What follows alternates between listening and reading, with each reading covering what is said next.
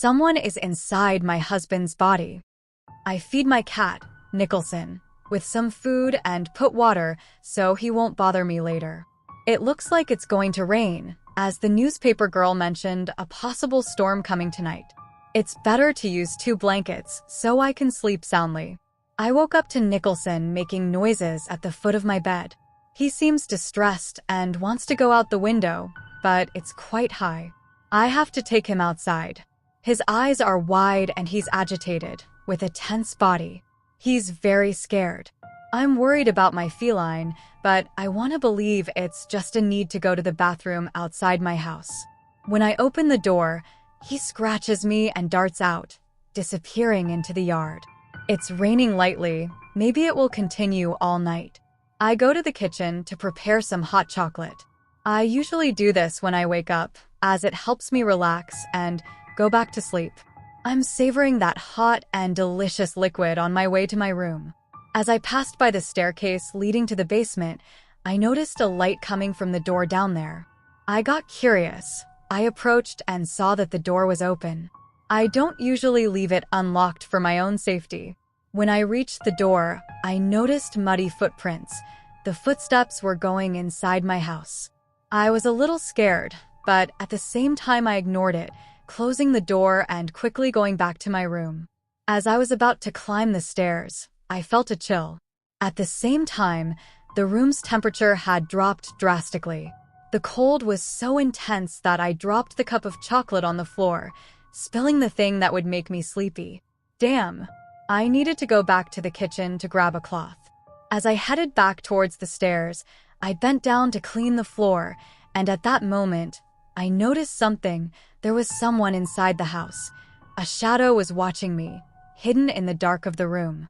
It was dark and I didn't have the courage to turn on the light to see who it was. In a split second, a lightning bolt illuminated the whole room, and in that split second, I saw that it was my husband. I was shocked and at the same time scared because it couldn't be him. It was impossible. There was no way.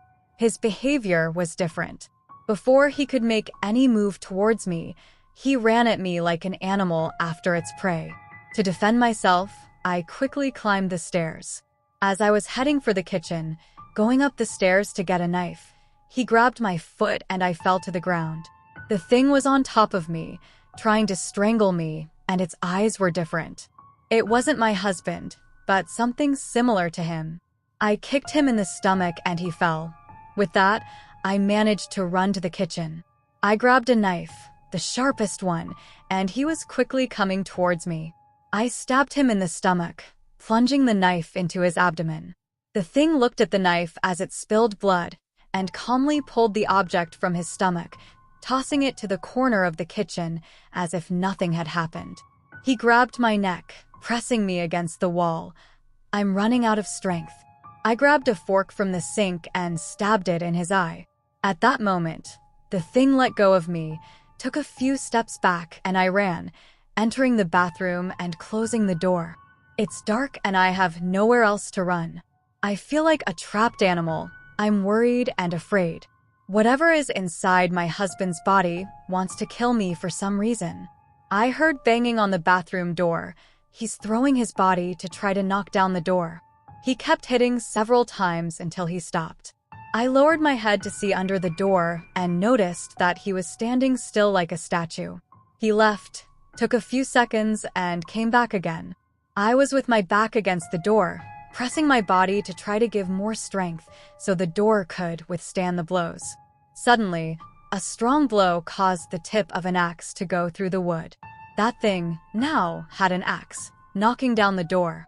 I moved away, scared in the corner of the wall, watching as she broke the door more and more.